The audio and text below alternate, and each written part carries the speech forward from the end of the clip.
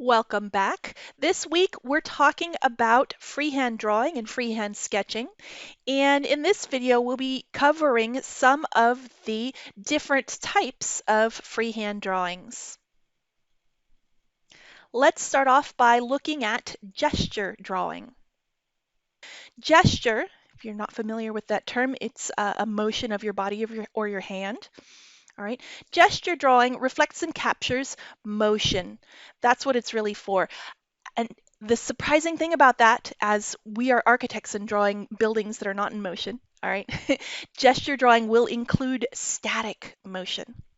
So a gesture drawing will suggest what your subject is doing, and it's less about documentation and detail of what the subject is. All right, so we're really interested in what they're doing. Some strategies for gesture drawing. You may want to keep your drawing tool always in contact with the paper. It's not a hard and fast rule, but a suggestion. You want to look for the longest line dominant form and consider its motion. Right? And finally, time is of the essence. Gesture drawings are quick. They are fast. They are loose. All right? They are not slow and methodical. So let's take a look at a couple of examples of gesture drawing in the realm of architecture.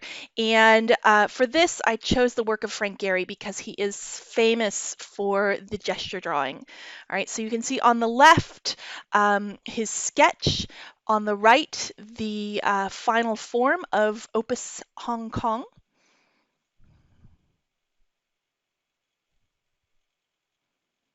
And here's a second example, his very famous Guggenheim Museum in Bilbao in Spain.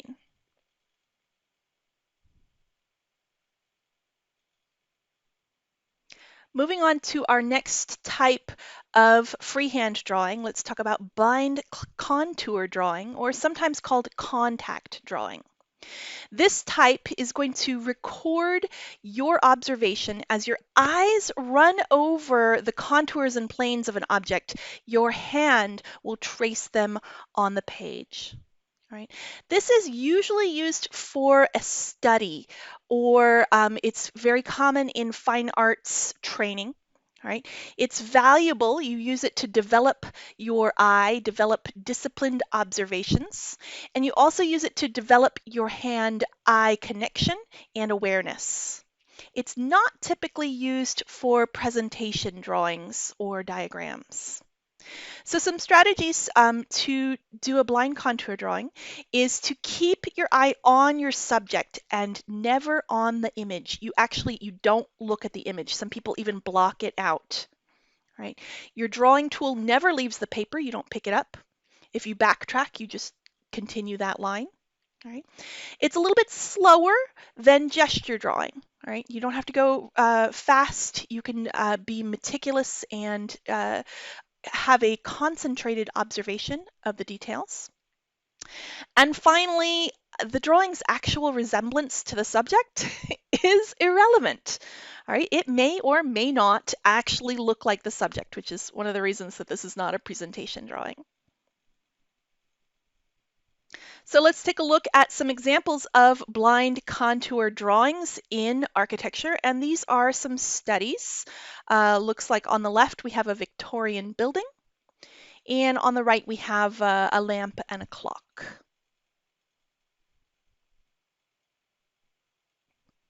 Moving on, our next type of freehand drawing is a contour drawing. Now this is an architect's main tool.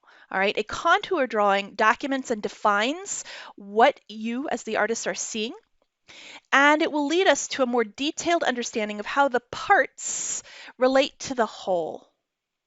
All right, some strategies for contour drawing. It requires disciplined observation.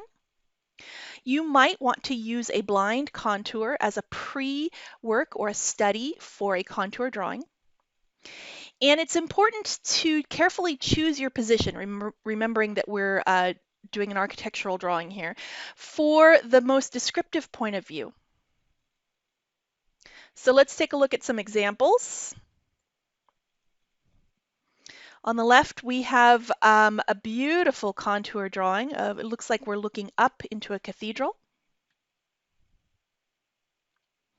In the top center here, we have a almost a diagram. This one is somewhere in between a contour drawing and a diagram of a house plan by Mies van der Rohe. And on the bottom right, we have a contour drawing of an observation by Frank Ching.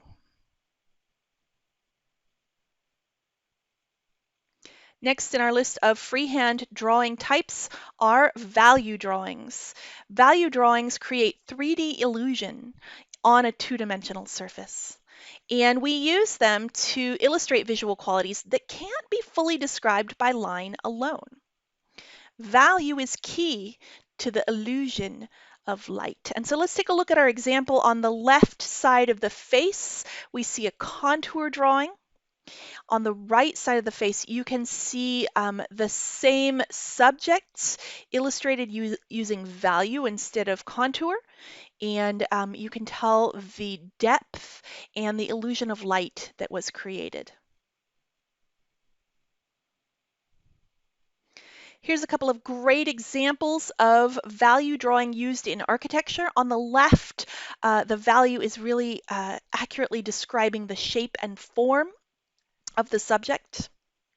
On the right, you see a great illustration of value used to define texture in addition to form. And the one on the right is a fabulous example of the way that they are illustrating the light falling into a space.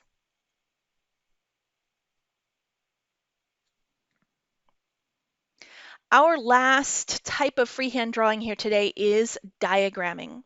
Diagramming is a way to express graphic thinking within the design process.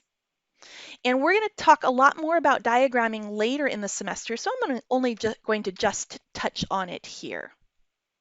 In this example, you're seeing that an architect can begin with an idea and express it in a diagram. Here's another way that diagrams can be used in architectural design, and that is to visualize and express design data. And finally, here's another use of diagrams, and that is to illustrate motion and ideas, emotions, and adjectives.